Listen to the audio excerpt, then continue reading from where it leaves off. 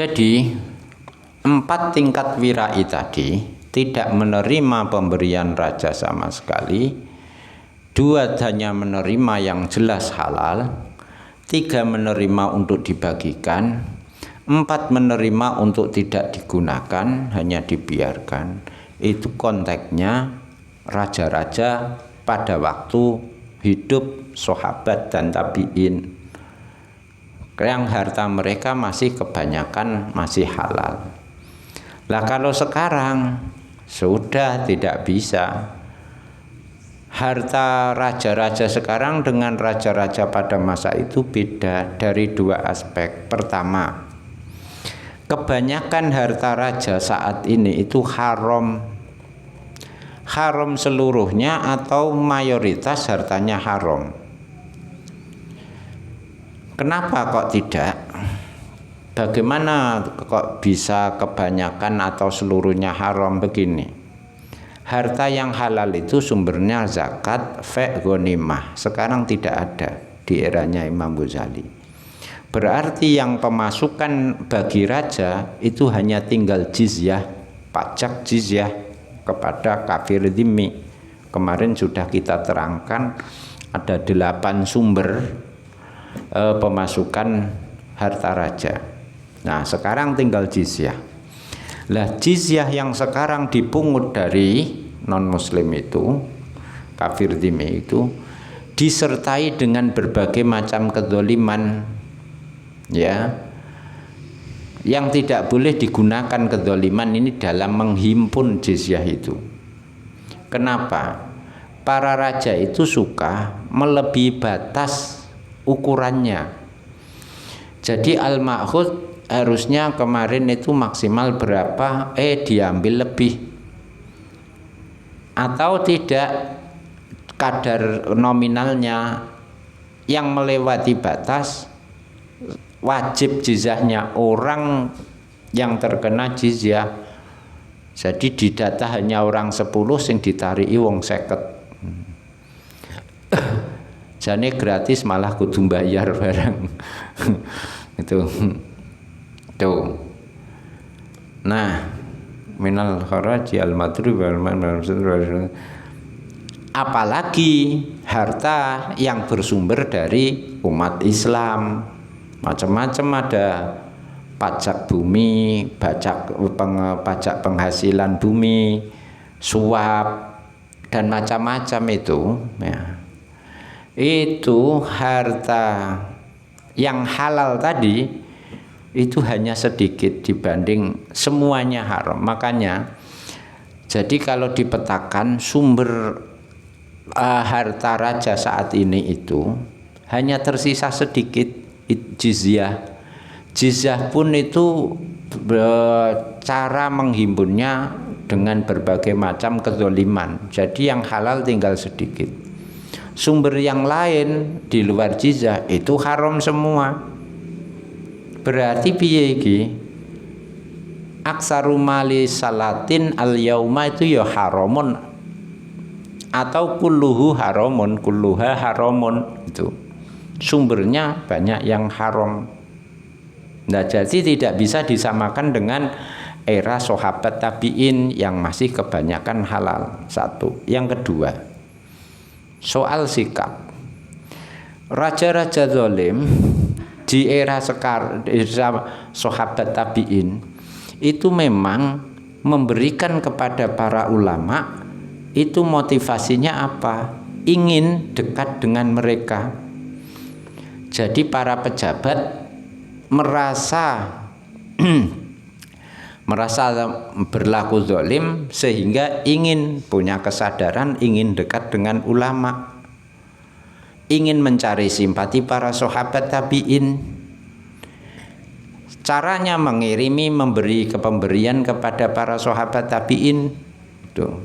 Kalau diterima, senangnya bukan main ini para raja ini. Jadi mereka mengirim tanpa ada permintaan dan kirimannya diberikan secara terhormat tanpa menghina para ulama. Kalau diterima, senangnya bukan main. Ini sikap dulu. Jadi penghormatan pejabat kepada para ulama pada masa itu karena memang ingin menghormati, sambil para pejabatnya ini merasa ya lolim terus ingin dekat itu. Di satu sisi karena merasa ini supaya mendapat simpati para ulama, di sisi lain para ulama yang menerima pemberian itu tidak dimakan sendiri, bahkan dibagi-bagikan kepada masyarakat yang membutuhkan. Di saat yang sama tidak mau patuh kepada raja sesuai pesanannya, tidak mau mendatangi raja, tidak bahkan mendoakan raja-raja itu secara doa, ya doa buruk gitu, mengkritisi mereka gitu ya. Intinya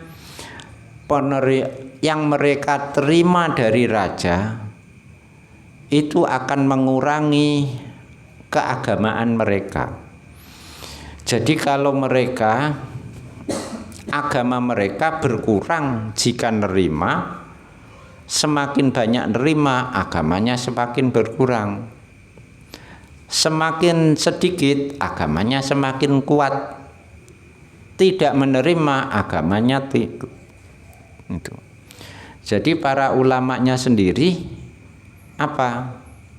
Ulamanya sendiri itu masih independen, tidak bisa dipengaruhi. Itu. Lah sekarang tidak seperti itu. Sekarang raja-raja itu memberi memang untuk modus. Supaya apa? Supaya para ulama itu mau memenuhi keinginan para pejabat raja itu. Terus dipakai backingan, dipakai untuk memenuhi tujuannya, pura-pura datang ke ulama untuk apa? Branding saja gitu. Ulamanya diminta doakan, diminta testimoni, ini orangnya baik, itu pejabatnya baik gitu. Ya, sudah sikapnya ulama dulu dengan sekarang sudah beda terhadap pemberian raja. Raja dan pejabat juga sudah bersikap beda kepada para ulama. Seandainya yang menerima pemberian dari raja ya tidak usah meminta tanpa riwa-riwi sekalipun, seandainya ya gini, sekarang itu kalau ulamanya tidak mengajukan permintaan atau tidak riwa-riwi nemui pejabat atau tidak ngelem, tidak mendoakan atau tidak mendukung programnya pejabat atau tidak apa mau datang mendatangi undangan pejabat, tidak memperlihatkan rasa simpatinya kepada pejabat dan tidak menutupi kezaliman pejabat, niscaya pejabatnya tidak akan kasih apapun meskipun hanya 1 dirham, meskipun ulamanya sekelas Imam Syafi'i. Maksudnya begini, sekarang itu pejabatnya, raja-rajanya, kalau ulamanya ndak mau nggak nunggu ulamanya minta. Kalau dulu kan tanpa minta pejabatnya ngasih. Sekarang kalau tidak minta atau kalau tidak minta, tidak ngelem, tidak doakan, tidak itu jangan pernah berharap rajanya memberikan bantuan 1 dirham sekalipun, sesedikit apapun, meskipun ulamanya sekelas Imam Syafi'i. Itu jahatnya apa? Bukan jahatnya itu jahatnya pejabatnya saat ini seperti itu. Lah berarti bagaimana la yajuzu adun. Jadi kita nerima dari pejabat yang memberinya dengan motivasi seperti itu, ya meskipun yang kita terima halal itu jadi haram.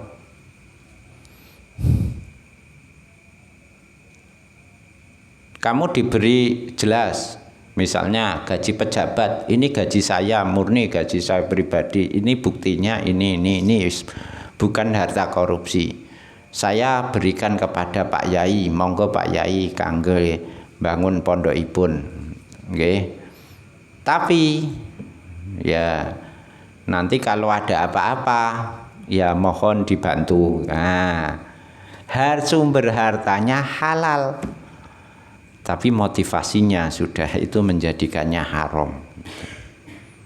Nah, itu hartanya halal. Apalagi ya kalau hartanya nah begini, apalagi jika hartanya haram digunakan untuk tujuan yang merendahkan ulama tadi, itu apalagi seperti itu.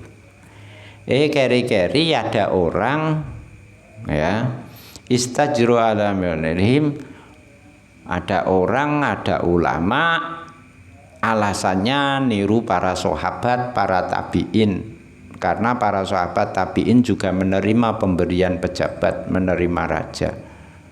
Itu kalau mempersamakan seperti itu, kata Imam Ghazali, podo karo kowe madakno malaikat karo tukang pandai besi. Apa? Ya sangat jauh itu. Sangat jauh itu. Jadi kalau kita kadung menerima pemberian itu, pasti kita butuh apa? Ya bergaul, menjaga ya melayani, memuji, mendoakan, hilir mudik. Nah, itu. Jadi sudah clear. Jadi 4 tingkat wirai itu nampaknya hanya berlaku di era yang sudah lalu. Di era sekarang sudah tidak mungkin wirai. Ya harus pilihannya hanya wirai tingkat 1, tidak menerima sama sekali. Kenapa? Ya karena konteksnya sudah berubah. Dulu itu kebanyakan harta raja masih halal. Sekarang kebanyakan haram atau seluruhnya haram. Konteks kedua, dulu itu para pejabat merasa zalim, ingin mendekati para ulama. Lah sekarang para pejabat yang zalim memperalat para ulama. Itu. Kalau begini bagaimana? Falau tusuwiro. Ada ulama duduk manis di rumah, terus dikirimi, dapat kiriman dari pejabat, dari raja. Ya tidak pernah meminta dan tidak perlu ketemu sama karyawan, pegawainya, tidak perlu mengelem, nggak perlu ndongakno, nggak perlu ada jasa, imbal jasa sama sekali. Boleh apa tidak? Fala yahrumu, tidak haram. Jadi duduk manis, kita tetap netral, tidak perlu mendukung, mendoakan juga tidak. Kalau diberi kita terima, boleh tidak? Boleh. Tidak haram. Tapi makruh. Jono makruhe barang kok. Wis ora ono. Lah kok iso makruh? Alasannya apa? Nanti saya jelaskan. Qala an-nadhuru tawi